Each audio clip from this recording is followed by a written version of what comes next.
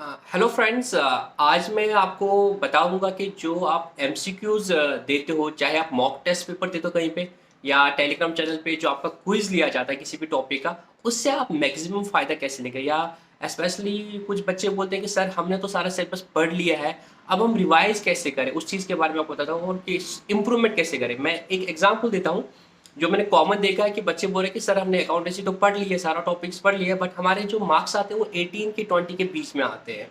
तो जो कि मुझे लगता है सही स्कोर नहीं है। अगर आपने सारा अकाउंटेंसी का सिलेबस पढ़ा है तो आपका 18 टू 20 नहीं होना चाहिए अभी मॉक टेस्ट पेपर में। It should be around 25 to 27 minimum. मैं बोल रहा हूँ 25 टू 27 होना चाहिए आपका। अगर आपका कहीं काम है, इट मीन्स आप में कुछ प्रॉब्लम है कंसेप्ट क्लैरिटी को लेकर, किसी और चीज को लेकर, तो उसमें मैं फोकस करूंगा कि आपको क्या करना है। ये मैं अकाउंटेंसी कंटेक्स्ट में बोल रहा हूँ, बट आपको ये बाकी बुक्स के लिए भी करना है।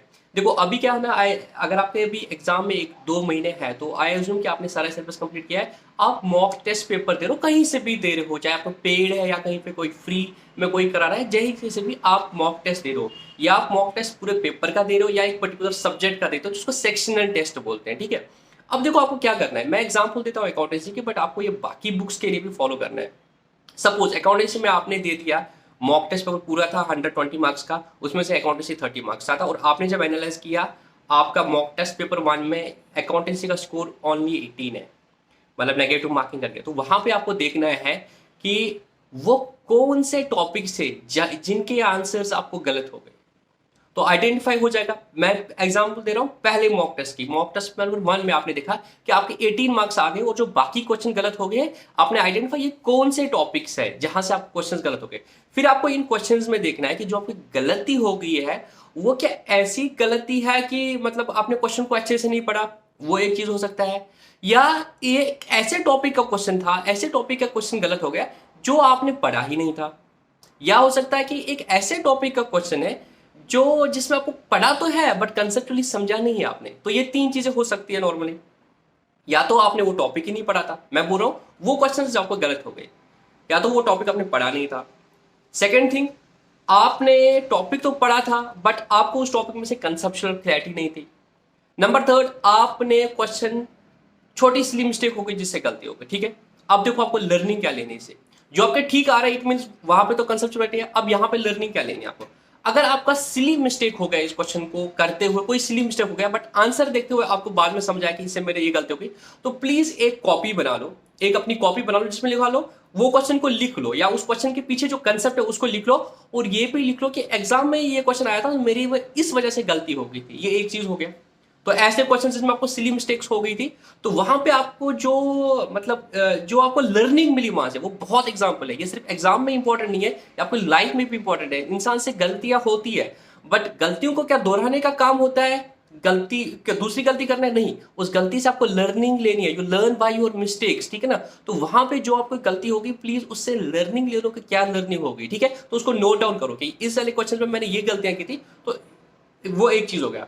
दूसरा चीज था कि मैंने इस टॉपिक को पढ़ा तो है बट कंसेप्चुअली नहीं समझा। जैसे जर्नल के बारे में आपको कंसेप्चुअली समझ नहीं आया, और अभी आपको लगता है एग्जाम में 2 महीने का टाइम है, तो go back to the journal lecture. आपको बाकी अकाउंटेंसी पढ़ने की जरूरत नहीं है।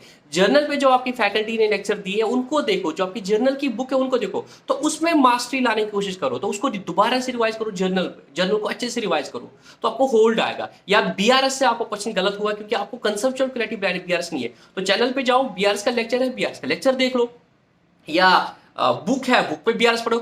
और उसके बाद वंस आपने बुक पढ़ी या वो लेक्चर देखा, उसके बाद उन क्वेश्चंस को दोबारा से ट्राई करने की कोशिश करो।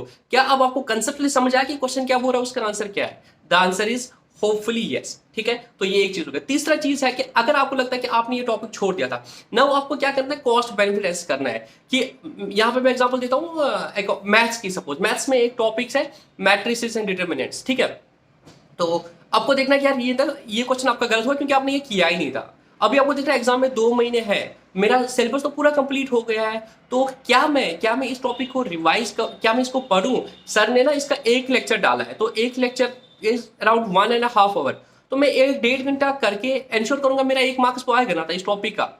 तो अगर आपको लग रहा है ठीक है, तो आप उस 1.5 घंटे के लेक्चर को देखो, और जो उस फैकल्टी ने क्वेश्चंस डाले होंगे उनको करो, फिर देखो आपको हो रहा है। बट वहां पे आपको कॉस्ट बैलेंस रखना है क्योंकि आपका टाइम कम हो सकता है। ठीक है ना, अगर आपका एग्जाम आने वाले 1-2 महीने में है, तो इन वाली चीज़ों में आपको कॉस्ट बेनिफिट एनालिसिस करना है कि मेरा time benefit analysis, basically cost benefit ज़्यादा हम फाइनेंस की बात करते हैं, टाइम बेनिफिट एनालिसिस ये रहेगा कि मैं अगर इस टॉपिक को करूँगा, क्या मैं यहाँ पे टाइम लगाऊंगा कि मैं बाकी को अच्छे से रिवाइज करूंगा वहां पे इन्वेस्ट करूंगा। बट अगर आपको लगता है कि टाइम है तो आई विल सजेस्ट आप उन छोटे छोटे टॉपिक्स को भी करो जहाँ आपको लगता है कि क्वेश्चन इतने मुश्किल नहीं आते, बट मैंने इस टॉपिक को छोड़ दिया।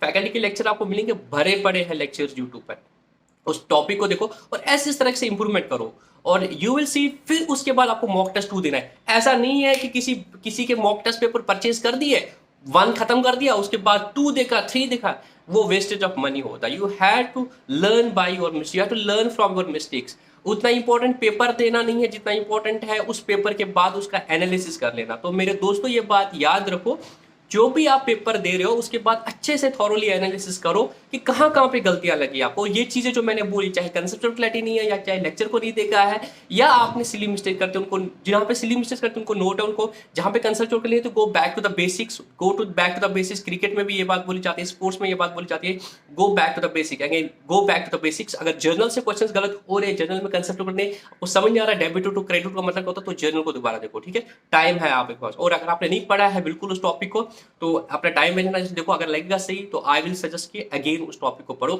इस तरह से स्कोर करो, फिर जाकर दोबारा देखो एंड यू विल सी आपको अभी 18 की जगह कम से कम 21 22 आएगी। फिर अगेन देखो जो क्वेश्चन बचे हुए हैं उनमें देखो क्या गलतियां आ रही है। एंड अगर आप 5 मॉक टेस्ट पेपर दे रहे हो तो आई बिलीव कि अगर आप इस स्ट्रैटेजी को फॉलो करोगे जहां आप 18 पे लैंड कर रहे थे पहले, after the 5 test and 5 analysis आप कम से कम 26 27 पे फॉलो करोगे। ये मेरी गारंटी है आप लोगों के लिए कि अगर आप इसको इस तरीके से फॉलो करोगे। ये एक मैसेज थी जो मैंने देनी थी आप दोस्तों को, आई होप आप इस पे अमल करोगे। और कैसा लगेगा आपको फिर उसके बाद एनालिसिस करेगा वो प्लीज कमेंट्स में बता दें, ताकि जो बाद में किसी भी कॉम्पिटिटिव पेपर के लिए कोई भी बच्चा इस वीडियो को देखता है तो उनको हेल्प मिलेगी कि आप वर्क कर सकते हैं या नहीं कर सकते। और उसके बावजूद भी अगर आपको कोई और सजेशन होगी आप कमेंट्स में डाल देना, ताकि जो बच्चे बाद में कभी इस वीडियो को देखें तो उनको और टिप्स सामने आ जाएंगे। ठीक है दोस्तों।